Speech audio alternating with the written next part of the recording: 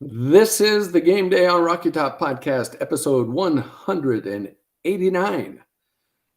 Tonight, as always, I'm joined by Will Shelton over there, co-host. And we also have good friend and former co-writer with us at pre-2017 RockyTop.com, RockyTopTalk.com. It's been it's too Chris long. Finley. So you don't even know what the name of the website It's used to be. Yeah, I don't know. But yeah, it's pre-2017. That's 5 years ago we left that place, man. Whew. Okay, so if you're a regular listener or watcher or reader or something, you know that when this guy's face shows up, that it's time to talk about hoops.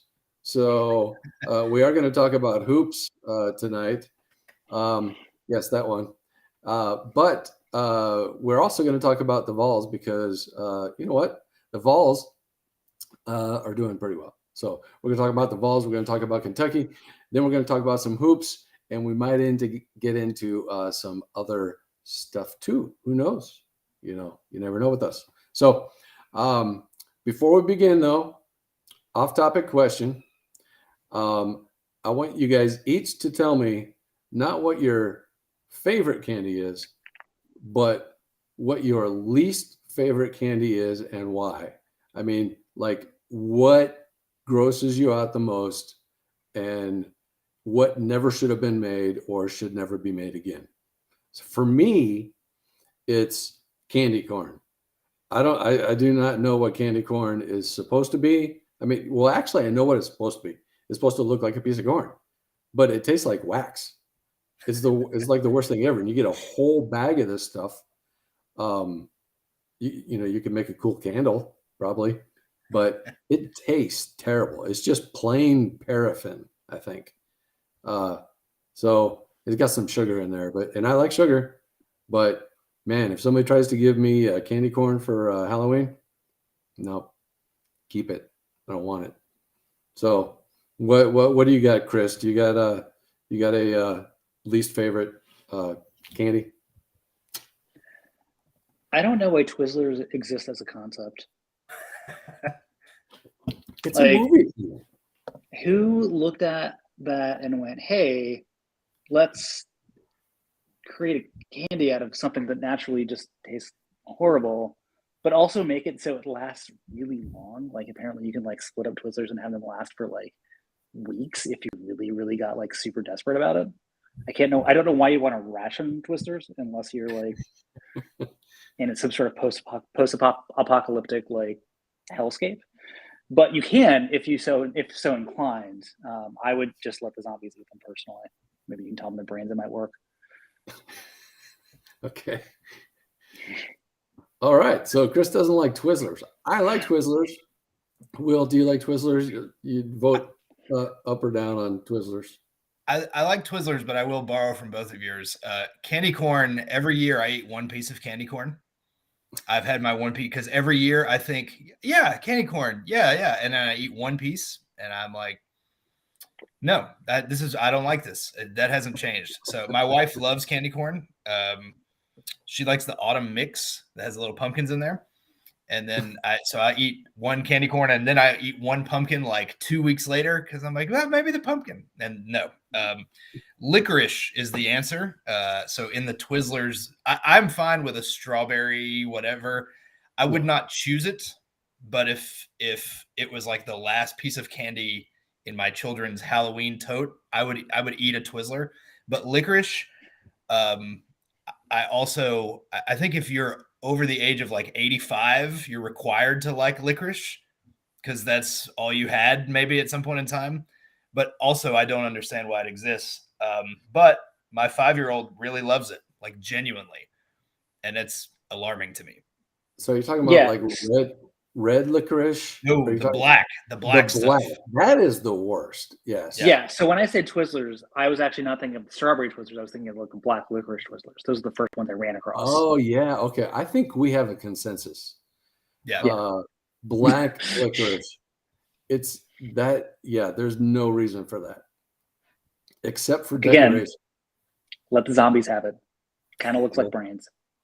It's fine.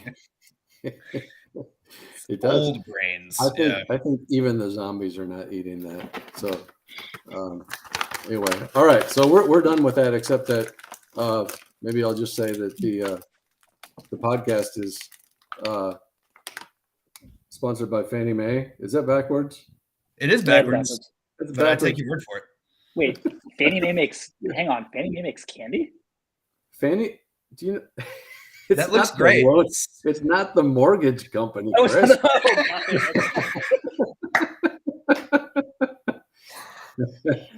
When things are going poorly for Fannie Mae, they turn to candy. Yeah. Is it like Freddie mac and cheese? Like, what's the other one here? Freddie mac and cheese. That's awesome. That's great. This podcast Fannie Mae is is early. a chocolatier up from the north, and they make the best chocolate. And these are actually mint meltaways, which they come in a bag, and so they've been shipped down and probably preservative. But if you have a chance to go up north and you see a Fannie Mae, you got to stop because they have the best chocolate.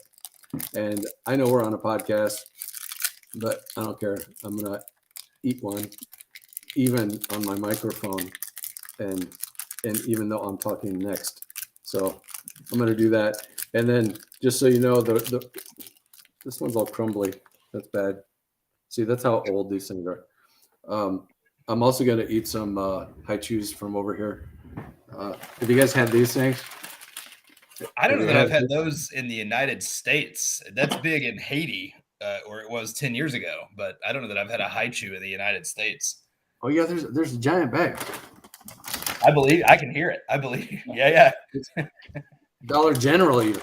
So yeah, I thought they were just Chinese things because that's where I first saw them.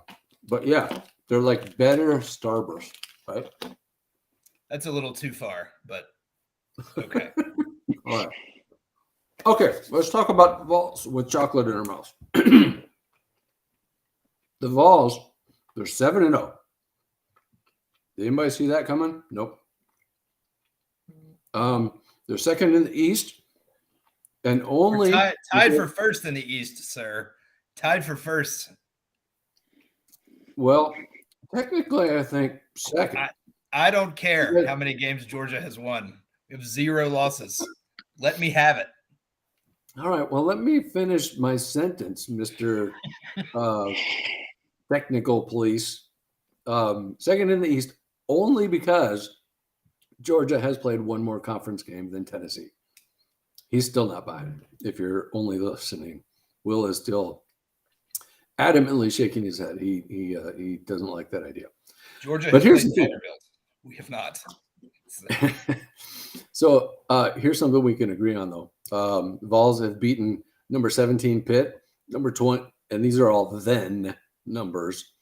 And when you beat somebody, they drop in the rankings, so that doesn't mean that they weren't good. Number 17 Pitt, number 20 Florida, number 25 LSU, number 3 Alabama.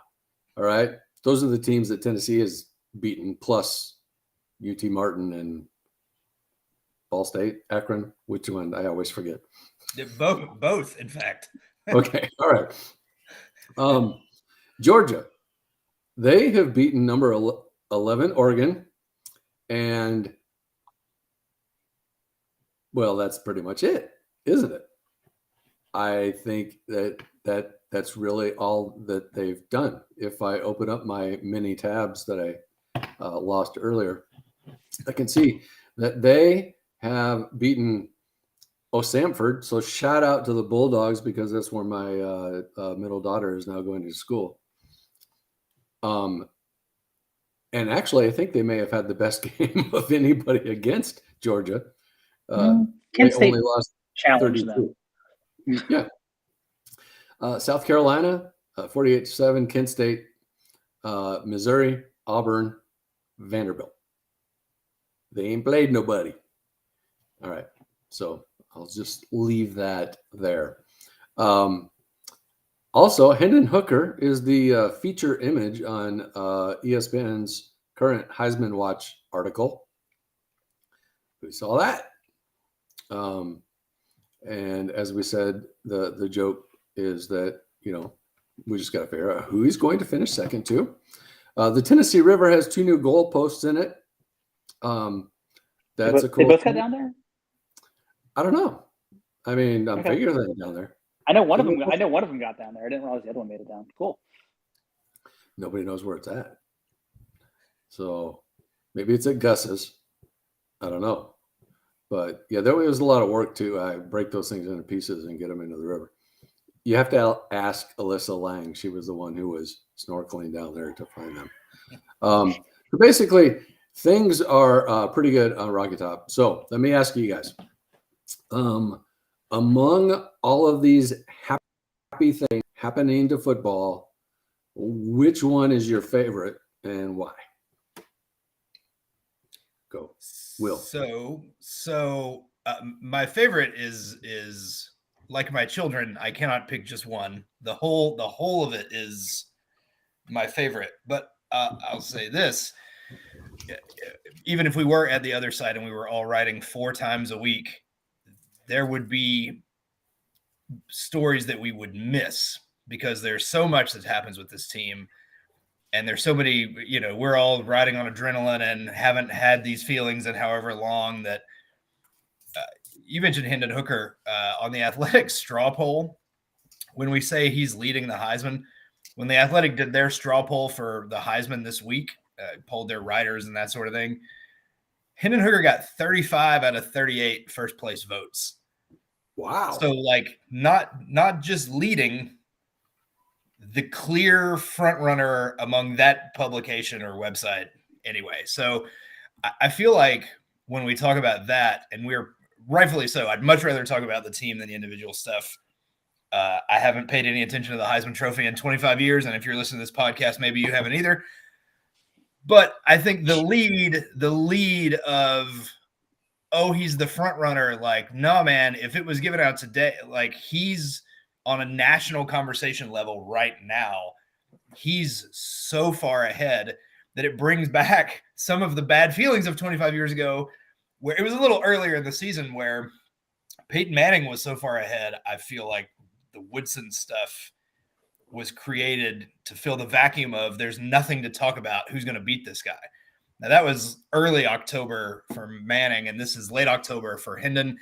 And everything about his candidacy anyway is going to, if we win the next 2 weeks, he's going to win the Heisman Trophy. So, that's at that point there would be no stopping this thing or anything like that. If we split and Ohio State goes undefeated, I think he's probably going to come in second. So the interesting components would be if both teams are 11-1, if Tennessee and Ohio State are 11-1, how do you rate that? But right now, anyway,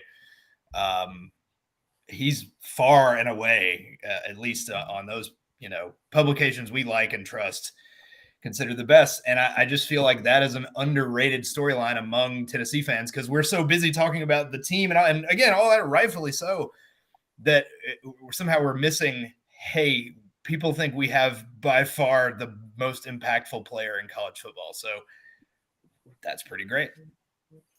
That is pretty great. Chris? Yeah. So on the Hendon Hooker thing briefly, I think that if we split Kentucky and Georgia, and even if Ohio State goes 12-0, you could look at how the split happens and create a pretty reasonable argument for like how he could still win the Heisman. Like the basic version of that may be like, oh, well, he hurt his shoulder in week 2 against Kentucky, but came back and passed for 487 yards against Georgia and 12 touchdowns or something. That's like not nearly as insane as it would have sounded 2 years ago. And there's a scenario there where if that happens and for some reason we would split Kentucky, Georgia, but not in the way we think we do, or in this case, we might lose to Kentucky, but beat Georgia, where he would have the best 2 wins on the border for the season. And it wouldn't be particularly close, depending on how you feel about Penn State. And I think there's an argument there where he could still win the Heisman. I think broader, what I like about this team is how the setup looks sustainable. I kind of figured that Heupel's teams are going to have a high floor. They run a lot of plays, so it tends to reflect the talent pool. What did we learn? And what did we learn last year about kind of what this team does to opponents that aren't on their level? They just kind of beat the crap out of them in like a quarter and a half and call it a day. Which, if you go back to like the LSU game, for example, is kind of terrifying because I did not realize they were actually that, like, that was the game. I'm like, oh, wait a second, this is real. Got it. Okay. Because remember, Florida this year, right, was turning over a new coach. The game is cursed. The game was almost not cursed, and then it got cursed in the last 45 seconds, and we won't talk about that anymore. But you look at that LSU game, and you're like, oh, this is over. It's like 12:45 Eastern, and like the game's over. Okay, I didn't think that was going to happen. All right. And now, thanks to LSU beating Ole Miss, Akron has a transitive win has a transitive point differential based win over Ole Miss. If you look at all the appropriate scoring margins, which is now kind of entertaining. But what is sustainable is the scheme in a lot of ways. Cedric Tillman's been out for weeks, and it hasn't really impacted a whole lot of an offense to any degree that we were expecting. I think, which tells me a couple of things that are really useful, which is that this team's still going to have a high floor after Hendon Hooker graduates. So, do I think that we'd be sitting here going, "Oh yeah, no, they might go 12-0 next year"? I don't know, because I don't know yet what like elite quarterback play does to the ceiling, and if that is repeatable. Heupel has normally had very good quarterbacks, but not necessarily elite quarterbacks. And I don't know what the difference is there. I don't know enough to know, like, okay, has he turned this from like a 7-5 floor to a 9-3 floor? Like, has he figured out scheme in that sense? I think the defense is about what I would expect. So like we're pretty close. Like, obviously you'd like a better pass defense, right? But that aside, like this is about as good as we can hope for. Which, right, cool. We're in contention for the network, in contention for the playoff. Who would have thought we were going to be saying that this time 3 months ago? But even if that isn't happening, right? Like, it's not hard to look at this year, next year, and go, oh yeah, no, New Year's 6, that's actually like not entirely unrealistic. And that's pretty cool, right? The idea that the desert may actually finally be behind us. It's kind of nice. Yep. All right, so let's talk about Kentucky for a minute. Kentucky coming up this week. Probably our second biggest game remaining, right? They South Carolina is are ranked. And what? South Carolina is ranked now, by the way. They are ranked. Okay, so we get another ranked win. It's funny how fast we can get cocky. Yeah. Yeah.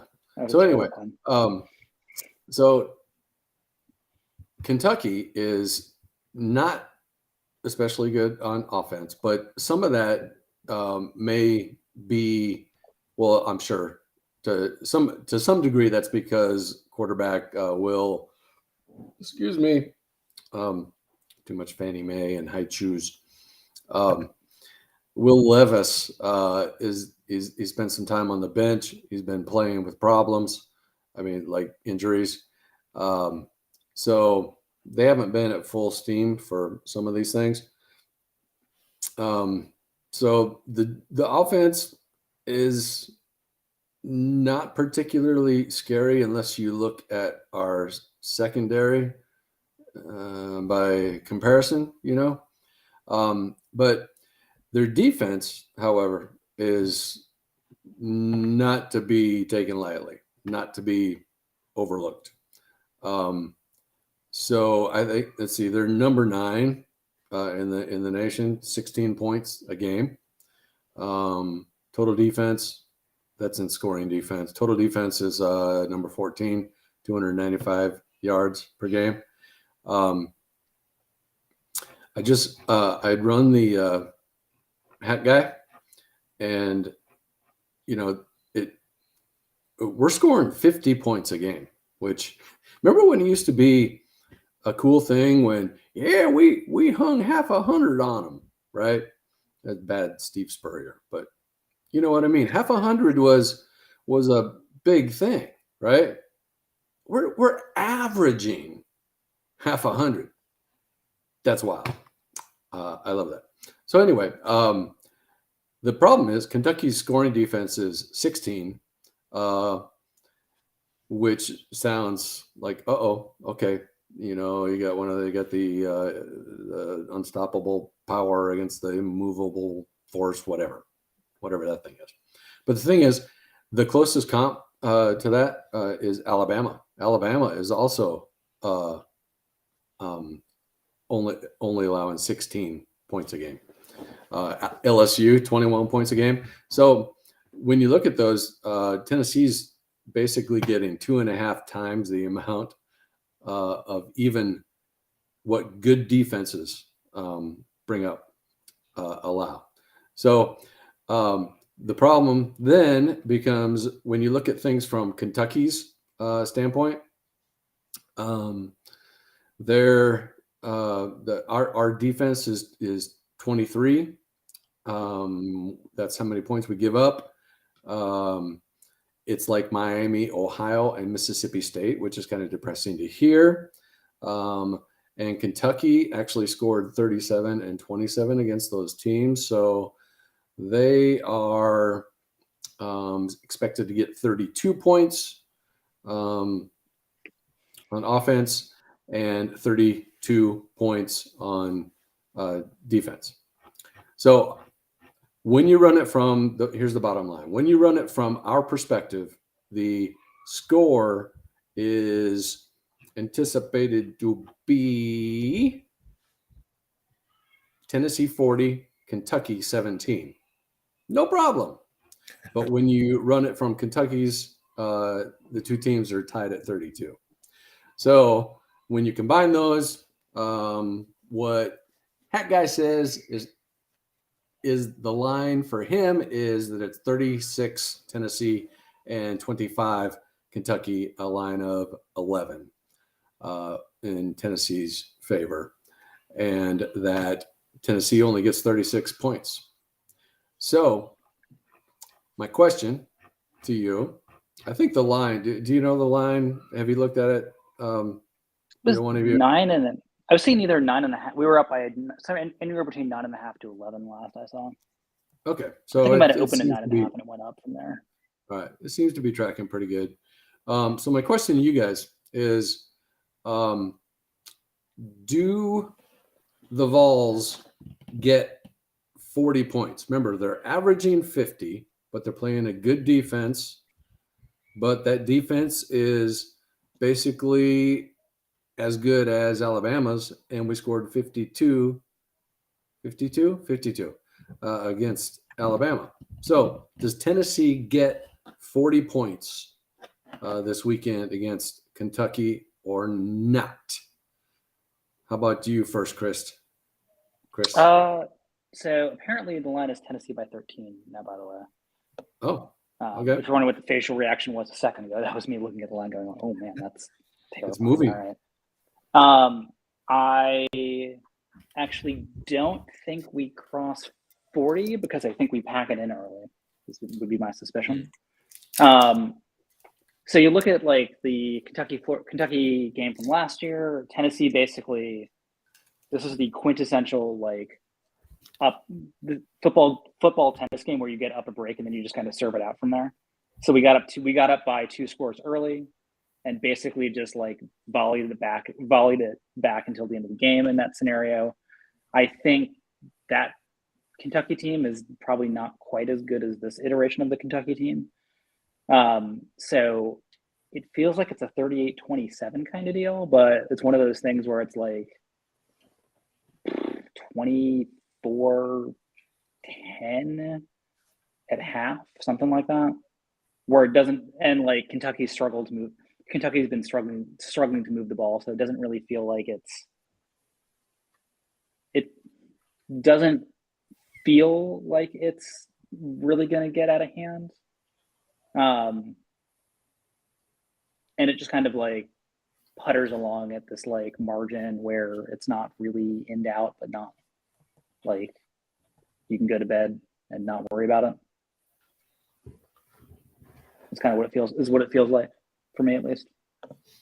All right. So confession for me, I like football,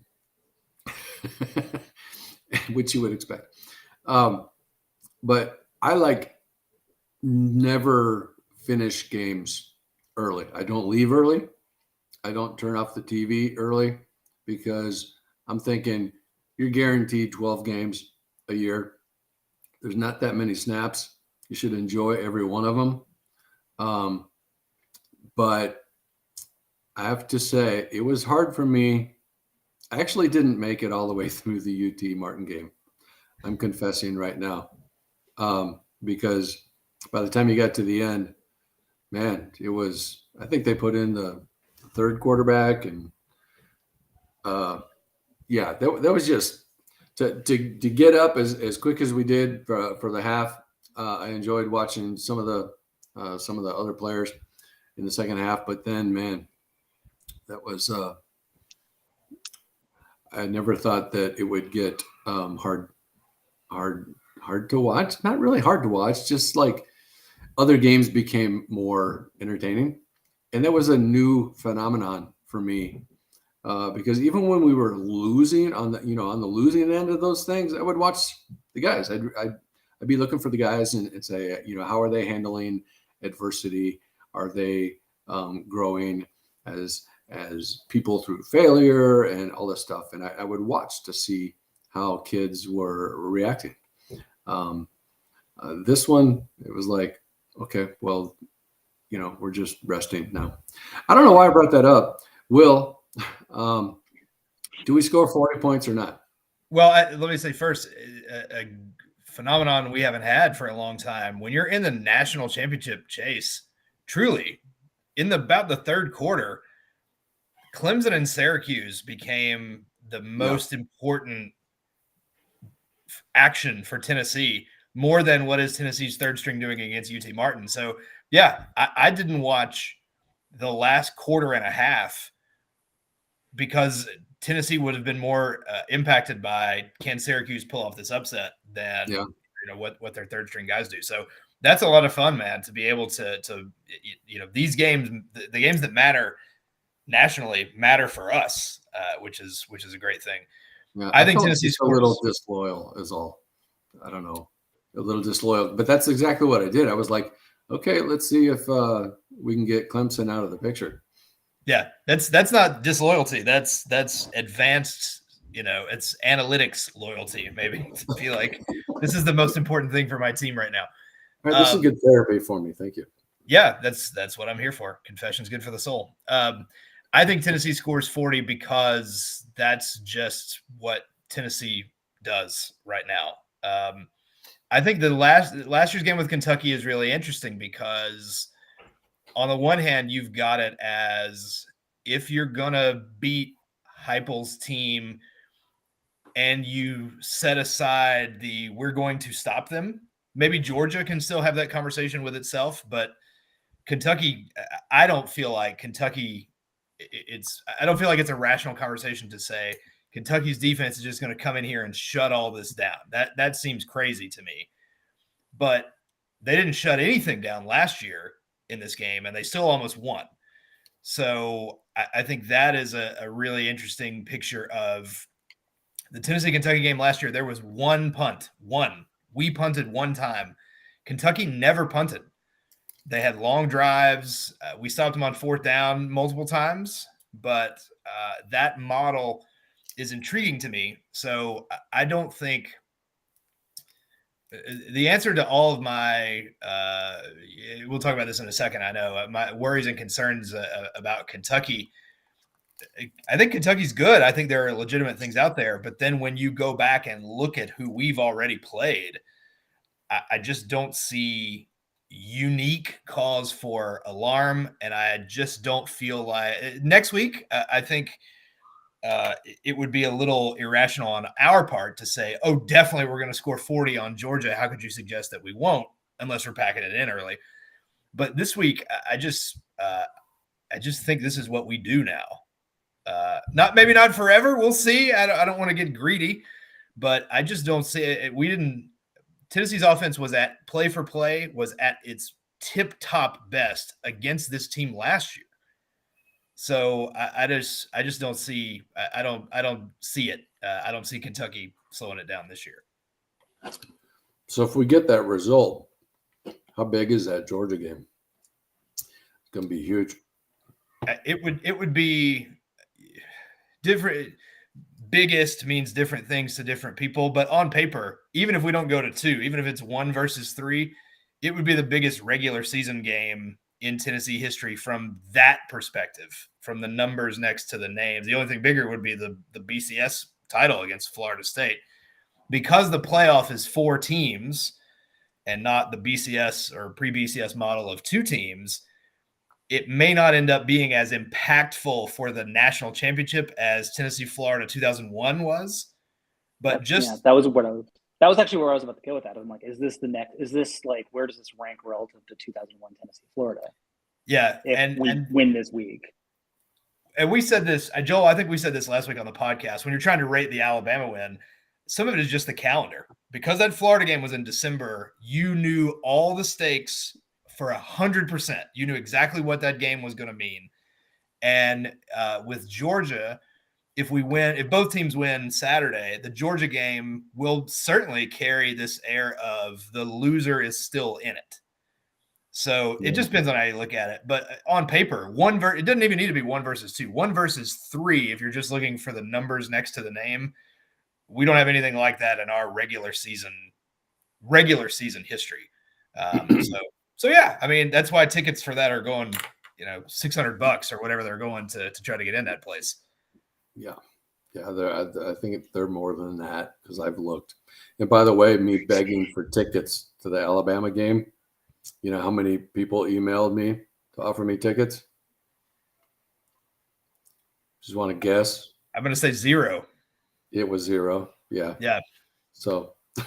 I feel better now about trying not to scrounge up a ticket for that one. Though. Great. It's like nobody likes me. Okay, so we want to leave time for hoops. So let's shift into a hypo drive here. And what's your biggest fear against Kentucky? And then how big of a fear is it? And is there anything else you want to say about Kentucky that you can say quickly? Will. We have only seen 2 Will Levis and Chris Rodriguez together at the same time games. One of them just happened against Mississippi State, and obviously they got the win there. The other is Ole Miss. What do we make of that Ole Miss game now? That's a game where Kentucky had opportunities to win that were taken away by their own hand. Ole Miss just got their pants beat off by LSU after going up 14-3. And we did the same thing to LSU when we played them down there. So that outcome, that Ole Miss Kentucky game at the time, to me, felt significant for us. Kiffin runs similar tempo, got a quarter, he's not Hendon Hooker, but they've got an basically efficient quarterback, got some talent, more talent than Kentucky. Kentucky's mucking it up and all that stuff. And Ole Miss is able to sneak out with a low scoring win. That felt really informative at the time to me. Now I'm not really sure what to do with it. Because Kentucky had the opportunity to beat that Ole Miss team and didn't, largely of their own making, does that mean anything for us? And the biggest fear you can come up with against Kentucky, and this is going to be true when we talk about South Carolina or anybody else on the schedule that's not Georgia, we beat Alabama. So when I'm like, oh, Chris Rodriguez, is he the best back we've played? No, because we played Alabama. Levis, is he like the most efficient? No, we played Bryce Young, like not even 100% Bryce. So again, not Georgia, but all these other teams on the schedule, that win over Alabama just creates things where you say, well, if we did it to them, why can't we do it to this group? So if I'm a Kentucky fan, I'm telling myself right now, well, when we got all our guys eligible and healthy, offensively, we can go blow for blow with them because we did it last year. We do it differently, but drive for drive, where, as Chris said, it's a tennis match. We're doing all of that. But the Alabama, when you say we got cocky in a hurry, we beat Bama. Like, this is what happens. And so I just, especially in Knoxville, and it's been, I think amusing is the word I want to use. It's been amusing to find that Kentucky fans still kind of have the bad vibes about playing in Knoxville, because, I mean, what happened the last time they were here? We wrote about this week. That's Tennessee's biggest underperformance against the spread in 40 years. They beat us 34-7 the last time they were in Knoxville, but it was the COVID year, and no, crowds are down and all that. And so the Kentucky fans I know anyway, no one's beating their chest saying, we went in there and crushed them in their own house 2 years ago, we can do it again. It's like, even for them, it doesn't really. And we know some of that, right? It takes more than once winning in the swamp to feel like you're going to go in there and do it again or whatever. But yeah, I mean, I get the arguments. I think Kentucky's really solid. I get the arguments. I don't know what to do with the Ole Miss outcome anymore. And we beat Bama. So, like, I know that's not hard-hitting analysis, but I just don't. I think those guys are good, but we've already beaten clearly better and more talented. So I'm. All right, Chris. The probably more likely fear, Will Levis passes for 450 yards. I have no idea if this means Kentucky wins or not. I just don't want to see Will Levis highlights on every single piece of NFL draft coverage for the next 5 months after that, because we have a good team. I don't have to watch Tennessee on the reverse end of these highlights anymore. It's kind of nice.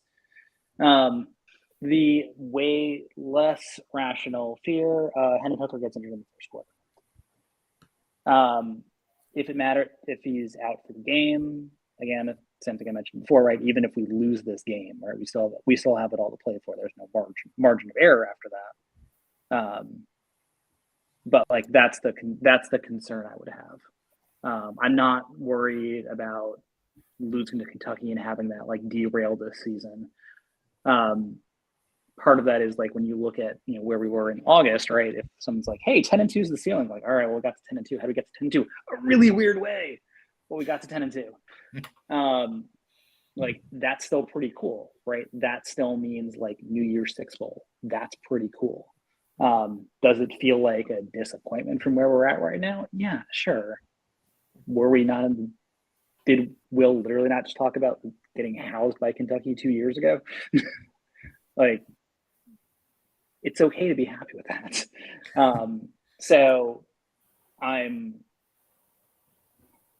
what would cause problems there, right, is if there's something that like pulls all of that from our grasp that would happen in this game, and the only thing really that lines up with all of those would be like some sort of catastrophic injury. All right, let's do the win total machine just real quick. As you mentioned last week, Will, when you get toward the end of the season, not that we're actually at the end, but toward when you have so much fixed results, things sort of start to settle in. But what are we seeing from this week's data so far? What we learned this week, because we've only been running the win total machine since 2017, so we don't have the first half of 2016 to say, here's how we react and look forward. That was a fun question going into the Alabama game: is would our total have been higher after LSU this year or after the Hail Mary in 2016 and all that stuff? But we're way past even that now. What we learned this week is if you let people do the win total machine the Monday after you beat Alabama, it messes with your stuff a little bit. So far, even taking out the 99s and all that, someone in the comments today said, can they put 98? Like we might leave 98 in. The numbers are going to go down. All your relevant numbers, chances to beat Kentucky, chances to beat Georgia, overall win total, all of those are down a hair here on Tuesday evening compared to last week. Let's give Chris, I'm gonna set you up. Let's give South Carolina a little credit for beating Texas A&M. That maybe that's in the calculate. I'd have to go back and look. Maybe there's a little bit of saying we beat South Carolina is number 25. They could, are we feeling worse about South Carolina, or are we just, living off the Bama stuff here? I'm sitting here looking at the Ole Miss Texas A&M game that's slated to kick off at 7:30 on Saturday. To our point about what games might come on if our game turns into an absolute laugher, because unlike Joel, I will absolutely go watch other games. And I don't know if that's going to be a good game. Matter of fact, I'm reasonably certain it will not be a good game. Will it be an entertaining game in some form or fashion? Yes, absolutely. Oh my God, it'll be absolutely. Thank God we didn't hire Jimbo. Anyway. But that the answer to the question is last week we were 75% to beat Kentucky. Right now it's about 72%. Last week we were 43% to beat Georgia. This week it's 39 and change. Some of that, let's give Oregon some credit. Some of that may be transitive property of that Oregon win. Looks great for Georgia now. It's hard to take week one. So the total number last week was 10.72. It's at about 10.68 right now. So most of that, again, is don't let people near the win total machine right after we beat Alabama. So we'll and some of the, again, we're way past making fun of Vanderbilt at this point in where our team is right now. But because Vanderbilt is your last game, that kind of messes with the win total machine too, of even though we still have 5 regular season games left to play, one of them's Vandy. So it kind of, that's in the mix there a little bit too. But that, regardless of the outcome of the next 2 weeks, that boundary setting of, and Chris mentioned this too, like the outcomes as this thing gets kind of squeezed in towards 10 or 11 wins, I mean, those are still really good outcomes. The longer you stay in the national championship conversation, the more it's going to hurt when you have to exit that conversation. But nonetheless, we talked about this on the podcast last week. I feel better right now. I feel better about 2001 LSU than I have in 20 years, because when you're good, when you're national championship conversation good, you can just say to yourself, by God, we'll get them next time. And so I think it's going to hurt whenever Tennessee exits the playoff conversation. If they do, or if they make the playoff and they lose, that's going to hurt too. But you're going to have, you're back to short-term pain is increased significantly, but long-term pain, if you think we can win these games, long-term pain is, you just pivot to, we'll get them next time. So that's, I'll take that trade every day. That was an amazing basketball transition. I mean, yeah, there's talk about the NCAA tournament, maybe as a variable in that, but yeah, I mean, it's the same thing of, I watched 6-minute John Calipari. Have you guys seen the thing about the coal miner that came to their practice or came to their exhibition? Have you guys seen that? No. This guy, it's a great photo. This guy came like straight from the coal mine in his miner outfit with the reflective tape on. He's got this beard. He's dirty, and he's got his little kid at the game. And he, they've tracked the guy down. He was like, yeah, he left the mine. He didn't have time to do anything else. He went and got his kid, took him to Rep Arena, took him to the game. So everybody's like, we got to find this guy and do all that. And Calipari's great grandfather was a coal miner or something like that. Not 90 minutes ago, I watched Calipari talk about that for 6 minutes. I really enjoy listening to John Calipari talk. Do you know why? Because we beat him about twice as much as he beats us these days. So like, I can listen to that guy talk all day. It's pretty great. So yeah, when you win, the losses are going to hurt more. If you are a young Tennessee fan and you have stumbled across our website or found us somewhere. I don't know what the 18-year-olds are how they're coming across game day on RockyTop.com. But if you're a young Tennessee fan and that win over Alabama was your first big thing, let me warn you, it's going to hurt real bad when we lose, because that's part of the deal. But also, you're going to tell yourself, by God, we'll get them next time. And that in basketball, more often than not, that's been exactly the case. So let's move on to hoops then. So y'all know I've been a little scarce, just busy and stuff.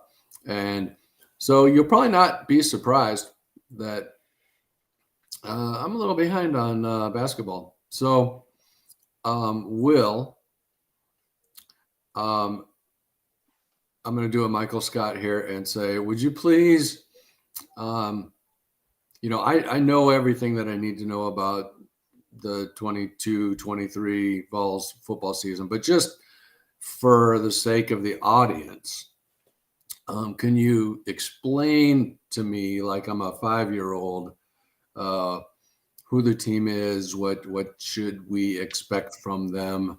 Are they going to pick up where they left off? Who are the new players? Who's gone? Yeah, pretend I'm 5. So if you were 5, this would be the first time in your entire life that John Fulkerson was not on Tennessee's roster. So he's gone. I believe he's in Belgium, but he is graduated. Kennedy Chandler is.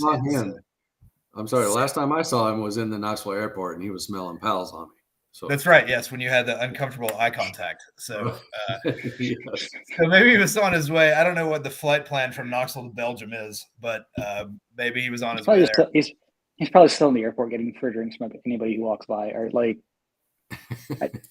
I'm actually amazed. Like, he even went to go find a job. Like, he could have just hung out in Knoxville for how many years and like not had to worry about anything. Yeah, that's what I think about that for Dane Bradshaw sometimes, where I'm like, I'm glad you found a thing. Like, I think he's good at it. I enjoy when Dane is on commentary or whatever. But I'm like, if you ever just don't want to do this, I'm sure you could just come back here and just hang out and it'll be fine, and all that. So yeah, no Fulky. Kennedy Chandler is the big variable, I think, here, because it's not that Tennessee traded a 5-star for a 5-star. Kennedy Chandler is on the Grizz. He's on the roster.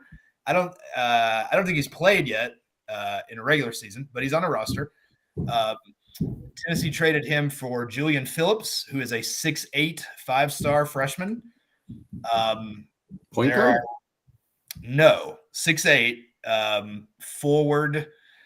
There are rumblings. So if you go down the list of these guys with Barnes, you got Josiah, who came in and was not. I think people, there was a thought that he underperformed as a freshman, and now he's like the glue of all of this and an all-conference player and everything. But you got Josiah. Then you got the COVID year. You got Keon and Springer, who were really great some nights. That whole year is weird anyway. Then you've got Chandler. So you've had kind of a progression of, here's what these freshmen mean to these Rick Barnes teams at Tennessee. So you got some rumblings that Phillips is as good and could be as impactful as any of these guys, which is significant because Kennedy Chandler was really, really impactful for Tennessee last year. Yep. So that's the trade you've made. Everybody and Fulky's gone. Everybody else is back. So you've got a question about what are we doing at point guard? You've got Zakai Ziegler. You've got Santiago Vescovi. Tennessee brought in a transfer grad transfer from Indiana State named Tyreek Key, who is a scoring guard. They've been trying him at point guard in practice some. So there's some conversation there about, could he, if you're trying to do lineups, if you're trying to figure out what's the group of guys that are going to help get things done, if he play points, that allows you to make Vescovi your assassin shooter off the ball, all that stuff. So there's, certainly some possibility there that works out. You've also, BJ Edwards is a local Knoxville kid that's a freshman too, that's a point guard. We'll see if he gets in the mix. But anyway, all the other guys, Josiah, Vescovy, Ziegler, Olivier Cumhois is back. There's a whole separate conversation to be had about, look, to me, still Tennessee lost to Michigan because they went iceberg from the 3-point line after being as good at the 3-ball as they'd ever been for weeks. It just all went away. That to me is the Michigan loss in a sentence. Barnes still, Barnes talks about with that game that they didn't have interior scoring. You got Urosh, he's back too. Fulke's gone, but you've got Olivier, of course, was hurt and didn't play in that game. So he's in the mix. You got Urosh still. You've got young guys. Jonas Adu. I love saying his name in the Southern. Jonas Adu is still, he's a sophomore now. What are we doing here? Jemai Mashak, another guy coming up. But you've got at the end of games, Zakai, Vescovy, Josiah, Olivier, and your 5-star freshman or your grad transfer scorer. Like you've got 5 or 6 guys that make a really compelling closing lineup at the end of games. I'll say all that, and I'll say that in Pomeroy, in preseason projections, Tennessee projects to have the best team they've ever had in KenPom. Slightly better than the 2019 group. That ain't bad. Tennessee and KenPom is behind. Preseason projections is behind Kentucky. We play them twice. Texas, we play them. And Gonzaga, who we scrimmage on pay-per-view on Friday night. Pay-per-view? Is that in a thing? scrimmage? It's a scrimmage. It's a non-real. So, like, I'm going to watch, and then I'm going to be emotionally conflicted about what any of it means. Like, can we have discussions about how to watch that game after the stream is officially recorded? After the stream is officially ended? Yes. Yeah. Because I have some questions. Yeah. Yeah, it's interesting. I wouldn't have expected KenPom would have this team as its best because I don't know. So last year, right, Chandler clearly was going to be like the functional alpha on the team. I don't know who that is this year. Like, is it Vescovy? Is it like, I don't think it's Josiah Jordan James. Like, it by all rights probably should be, but I don't know if he has it in it. I don't know if he has it in him. I think that's going to be the thing to watch. No, not for these purposes. Oh man, he'll get after anybody. He'll get after somebody. I don't know if I want the ball. I don't know if I want everything running through him late in the game. No. You just want the emotions running through him. But he. Yeah, but you could also have Ziegler. I don't think Ziegler's the right guy to be like. I don't know who that is, and it's not. I don't know. Like, it's not obvious to me. Wills or anybody that like jumps out to you as like, this is going to be like the guy who's going to be. They'd call the play. Like, you need a bucket. Who do you call? Like, who do you call the play for? Who's involved? That sort of like. How does that line up? Yeah, that's the right question. Is at the end of the game, we need a bucket. What do we do? Tennessee last year, if y'all remember, didn't play those situations hardly ever. They had the crazy comeback at the end of the Texas game where Josiah had the open was it a transition 3 or an out of bounds 3 that didn't go in? And then he was like hot from 3 for the rest of his life after that. But we just didn't play a lot of last possession games. We played games that were tight, and then Tennessee pulled away at the end. But we didn't have a lot of, we got to have this bucket on this possession. I think that still would have been Kennedy Chandler, which is problematic because he's not on the team anymore. But I wonder about that if, like, Rick Barnes, especially at Tennessee, is not a clear out and go to the 5-star freshman guy. If he was, we would have seen Keon and Jaden Springer would have had more of those kind of opportunities. It's a COVID year, but so like, I don't think it's going to be, we need to watch Julian Phillips play. Like, let's start there. We need to watch him play, but I don't think it's going to be him. So then but the flip side of that is I like that, last year we kind of had how many different players can lead this team in scoring over the course of the year. So I don't know that there's an answer to that question. And that's definitely a put a pin in that. But we didn't have to have the answer to that question much last year. And Tennessee, again, pre-Michigan was playing the best basketball maybe that Tennessee has ever played. So it's the right question. I just don't know if it has a right answer right now. Yeah, and I think it worked with Chandler last year because you could still give him the ball, and he may not be the one taking the shot, but like he's also the guy who can find the guy.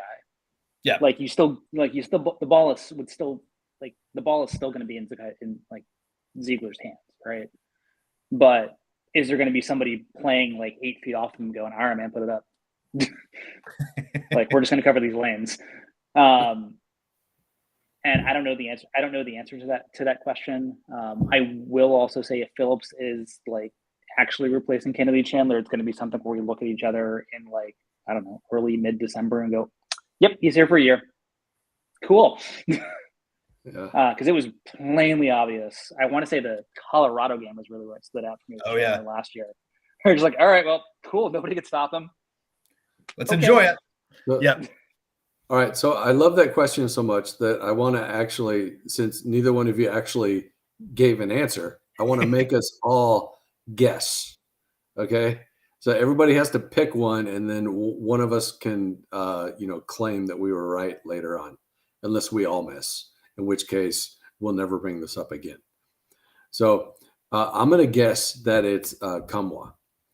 And I'm going to say that because he's in the position that Barnes likes.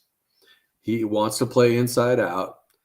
I thought his first year, he kind of moved like Grant Williams a little bit, but he just wasn't like that good. But his progression from his first year to last year, when he got aggressive all of a sudden,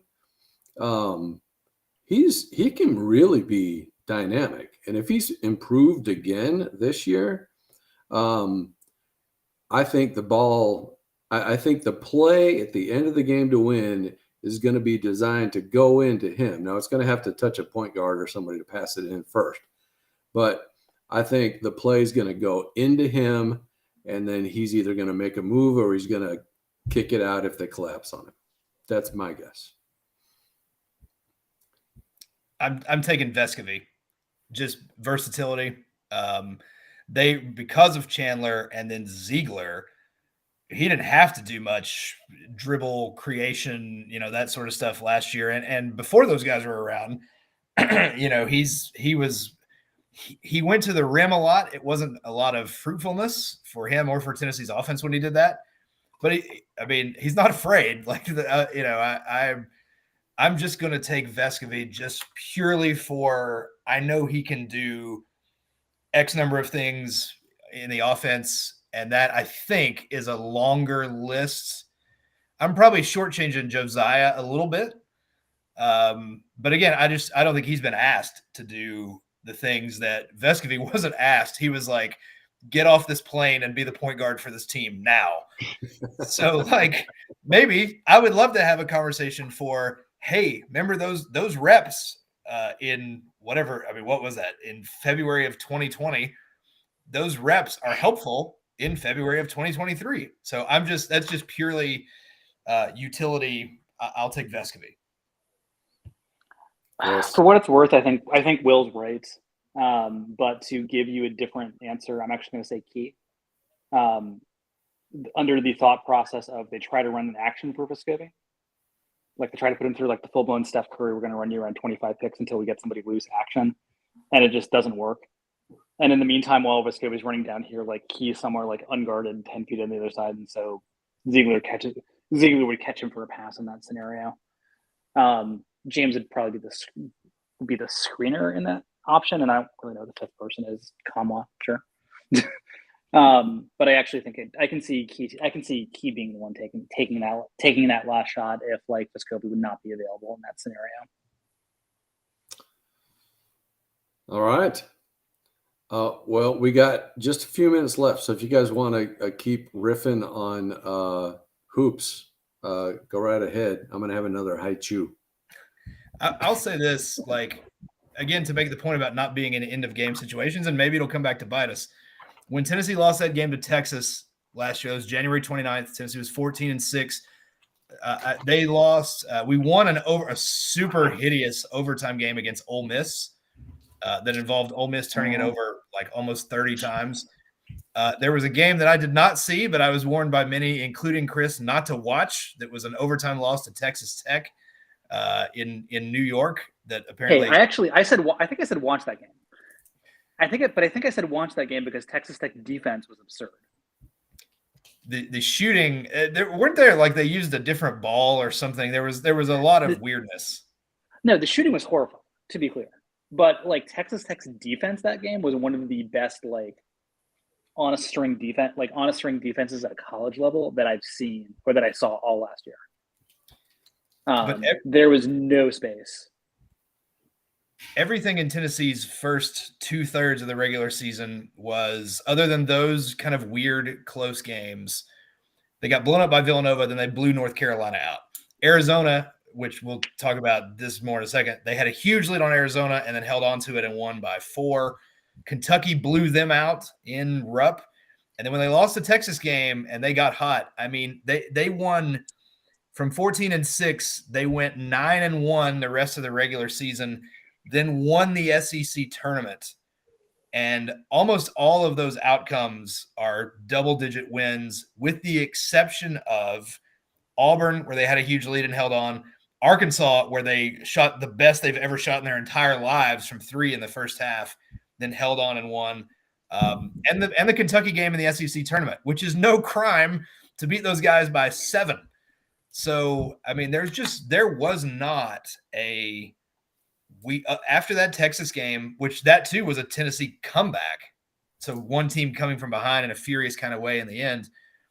I mean, there just wasn't we've got to have a bucket here to win this game. It just did not happen. They beat A&M by 15 to win the SEC title.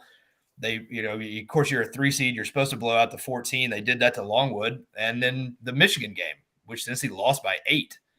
So especially when you've got no Kennedy Chandler, here's the guy that gets the ball, that creates and makes things happen. Are we going to have some conversation about who is taking this shot, and how does this, not just the new guys, but like the entire team, function in an end of game scenario? We got no reps at that. So that also to me is let's put a pin in that. So the best thing that could happen Friday night on pay-per-view against Gonzaga in a game that apparently doesn't count is a super tight game that comes down to the finish, and we can just answer these questions right away, perhaps. Okay. I'm sorry, if you're going to say Friday night on pay-per-view against Gonzaga, I need more Monsters Truck Rally voice in that, if you don't mind. I think it's like, I have to look this up, so I'll look here in just a second. But I really do think it's like Dane Bradshaw and Gonzaga's play-by-play announcer, and the money goes to charity. That's like the low part of Friday. All proceeds go to charity for the like. It's a whole thing, which is awesome. And we play Texas in the SEC Big 12 thing. That's a huge game. We got to go to Arizona after last year. That's a huge game. The SEC is great. When we have more time, we can have a who's the worst coach in the SEC conversation, because it's Jerry Stackhouse. But like after that's a short list. So like, and even he, like, I get what he's trying to do. Best dressed. So like, we don't need an increase in strength of schedule, especially for a team that's trying to get a 1 seed, in this thing. But man, if you're going to play Gonzaga, let's count it. Like, let's make it happen. We got robbed of that game, like, a couple times with COVID, and they couldn't get a thing rescheduled. So anyway, that's me and my feelings. So I how does pay-per-view even work nowadays? Isn't everything pay-per-view? I mean, you got to pay for a stream or something. So it's like a single event stream. Is that how they're doing this? I mean, yes. So it's like that. That is just weird to me. And it's in Texas too, by the way. It's not. I'm looking. It's weird. Because Texas. No, sorry. I'm actually looking at the athletics coaching tiers because the stat comment reminded me. Who's Lamont Paris? This is if you're looking for the exact moment when I realized that Frank Martin's no longer in South Carolina. It's right here. It happens right now on this podcast. And apparently Lamont Paris is South Carolina's new head coach. And cool. I don't know who that person is, but they're apparently on the same tier stack.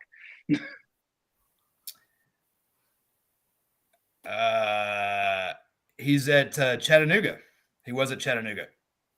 Oh, okay.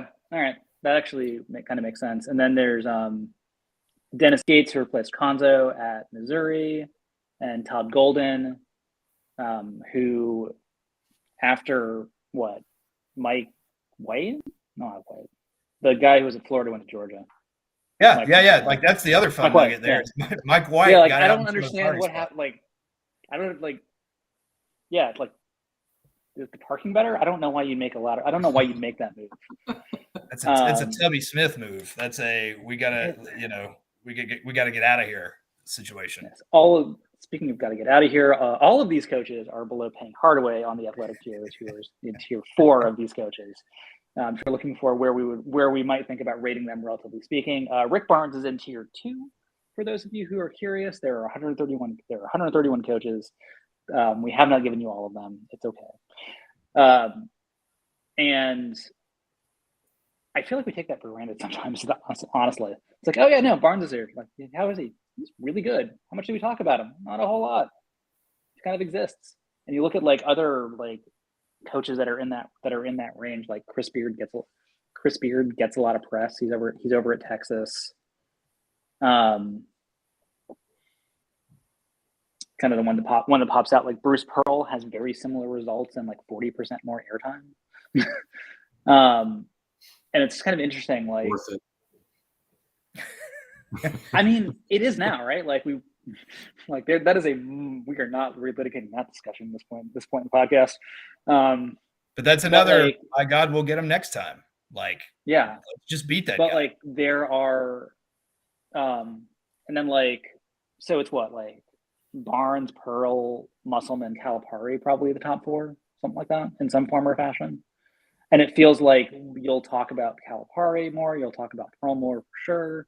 I think Musselman gets a little more press because I think he's a little more of an exciting coach, for lack of better wording. Like Barnes clearly still has a lot left in the tank, but like it just kind of exists, which is fascinating. And I think I mentioned this last year, and it's worth bringing up again. Like Tennessee's basketball program, for those of you who are close to entering college and have somehow stumbled across the podcast, you probably don't remember a time when Tennessee's had a bad basketball team. That's really weird to everybody currently on this podcast. And like at some point, if you're good for long enough, you level up. Yeah.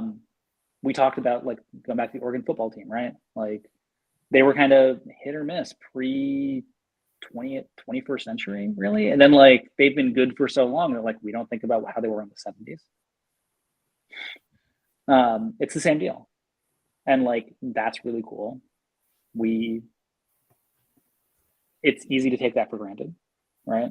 But it's important to remember that like, hey, this is enjoyable. The fact that we're actually having a discussion about, okay, who takes the last shot to potentially like win the SEC tournament, right? Who would take the last shot to get to the Elite Eight? Like when we talk about who takes these last shots, it's not like, hey, who takes his last shot on February 15th against Vanderbilt in that awful home arena of theirs. It's the upside like, down. That's not really what we're talking about. Yeah, it's not what we're talking about, right? Like we're talking about like who's the guy you put, like who's the guy with the ball in the hands to get to the Elite Eight. And that's a much different conversation than who's the guy that gets to the NIT. And we've absolutely had the other conversation. All right. It's past my curfew. So we're going to wrap up this episode of the Game Day on Rocky Top podcast. Thanks to everybody for listening. Thanks to everybody for watching. We love you guys. Thanks. So we will catch you next time, and stay tuned for a few minutes of bonus coverage while I eat some more high chews. So see you next time.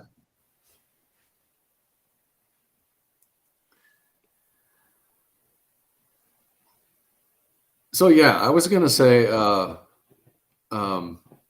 we didn't do this, but Hat Guy likes Tennessee by 11 over Kentucky and by 20 over South Carolina and 24 over Missouri and 42 over Vandy, which I actually forgot to run because I forgot, we weren't actually playing. That's the best time we're back. Like, oh yeah, we play Vandy. Okay. Yeah. But then he's also got us losing by 20 to Georgia. But as Will pointed out last week, there is no comp for us when you're talking about good defenses. We haven't really had a defense stop us. So we don't know whether the number one defense in the nation can stop us, even if they are holding people to 9 points. Doesn't mean they'll hold us to 9 points. The comp for us is Ohio State. Like that would be such a fun, playoff. I want no part of that. You want no part of that? I like our 1-0 all time against them thing. I don't want to put that on the line, but truly, I mean, that's the comp. Ohio State would be the comp offensively, and there's not anybody else in the same stratosphere. All right, I'm going to run Ohio State. Yeah, I'm going to do something very stupid for things that go into bonus content, but I've said this before the Alabama game, so I may as well get very stupid about it. I thought we lost to Alabama and beat Georgia. No, I said that 2 days before Alabama. I mean, that's the question, right? Is if we get up, we were up 18 on Bama and they erased it, in 4 drives. And that's where I'm going with that. We wiffle balled Georgia last year for 20 minutes? Yeah. There's no reason why we should have done that. That should not have happened. I remember at one point, Heupel was just out calling Kirby on whenever Tennessee had the ball, and it just didn't have the guys. Yeah, and the thing that I usually worry about with Georgia is disrupting the timing of the offense, but the offensive line just seems to be doing such a good job of picking up blitzes, pass protection, giving Hooker enough time. So, and I think our receivers can win one-on-ones against their DBs. So I think it's going to be interesting. I think it's going to be close. I don't think it's going to be 20 points. They're going to be the favorite for a reason. But hey, did you guys see on SI they did their projected 12-team playoff thing, and Tennessee was the number 1 overall seed based on what they based on what has happened so far. So they sort of projected that they'd win against Georgia and win the SEC championship. And if you do those two things, then that sort of makes sense. But I mean, there's an argument Tennessee's the best team in the country right now. I don't know if I believe it necessarily, but there's an argument for it. Yeah. Best resume. It's best resume and highest peak. It's some combination of the two. I don't know if I necessarily believe it. I can't look past the pass defense in that scenario, but that's pretty good. Right. Go here for the bonus content, hard hitting information. Hey, how are they? Solid. They're good. That's pretty great. Yeah. Is it harder for us to really enjoy it? I can tell, Will, that you're enjoying it. And I wonder if that has to do with you being back in Knoxville and feeling all of the extra hype from bandwagon fans, because up here we're starting to see more orange on the streets and stuff too, but not nearly what it probably is in Knoxville. And for me, it's just like it's almost so hard to believe that you can't enjoy it because you don't believe it all. I don't know. Is that just me and my leftover brain injury or what?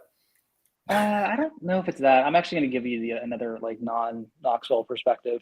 I think for those of us who have been around a while, and like Joel and Will, y'all remember some of the conversations that we had around like early era Butch Jones. I think I remember remarking at one point to Will when we hired Jeremy Pruitt, like, well, we're back here in 3 years. Okay.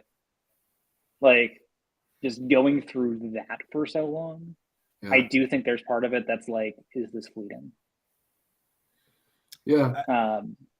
And I think that's the, like, Joel, you and I don't get that like reinforcement of being around all of the other fans who kind of like see we're back. And like, I mean, you've been watching football for a while, right? Like, at what point during the Alabama game did you look and go like, wait a second, this isn't a mirage? Yeah. Right? Because everyone had that moment. Yeah. Have the refs actually left the field? You're right. Oh, they did. They ran off. They ran off scared, actually. Yeah, they did. Yeah, they did. I know. They just bolted. I was like, what are the guys just like did like the thing you like joke about when you're trying to flee from a bear and you just like knock the other guy in front of the bear so you're fine. Yeah, that's right. Yep. Knoxville's great. Now again, I haven't lived here in 16 years, so maybe this happened in 16 years, but I doubt it. It's the Monday through Friday car flags. That's how you know. Not people put the flags on their car on Saturday. That's great, but the I'm not taking this flag off my car. That's great. I mean, it's all great. I still think we skipped at this point multiple steps. So we didn't level up to this. We were here and now we're way over here. Yeah. And there's not and I think a lot about too. We talked about this maybe 2 podcasts ago. When Texas beat Oklahoma like a drum, like that, good for Texas, great for them, whatever. That option has not been available to us because our biggest rivals have won like 8 national championships in the last 15 years. So we've had no opportunity. Butch we can relitigate all that stuff if you want to sometime, but like maybe Butch's team should have beaten Florida like a drum a time or two instead of only beating them once, period. But like we couldn't have we went 7-5, but we beat the crap out of Florida. That option was not available to us. Certainly not with Bama. We never had an individual player rise to the level of, Josh Dobbs was one of the best quarterbacks in America at the tail end of 2016, but it was over by then. Cordero Patterson, there was 1 year flash and gone, and we're more worried about, firing the coach, all that stuff. So none of these little things along the way, some of them were just not even available. And now we've got all the things to where, that's why I said in the non-bonus content, like Hendon Hooker is a bigger favorite to win the Heisman, maybe more than Peyton Manning ever was, like this week. That's crazy. Yeah. And it's like an anecdote, with all of the other stuff that's happening. So I think it's great living here. It's great week to week. We should enjoy it. But I do think too, just we need the season to end, and it not to end with a catastrophic injury or, oops, we lost close games to Kentucky, Georgia, and South Carolina, or we lost to Kentucky and Georgia and then we're disinterested and got blown out in the Sugar Bowl. Like we need the full thing to end and be able to look at it and say, this is beautiful and good and true and right. And going forward, we have all the reasons to be confident. So I think that's part of it is we need the clear, you have left the wilderness point, which obviously we're 3rd in the country, but like it's Hey, Texas A&M started the season ranked 6th. Yeah. Yeah. All right. So It is definitely past my curfew time now. So I'm gonna hit this end recording button.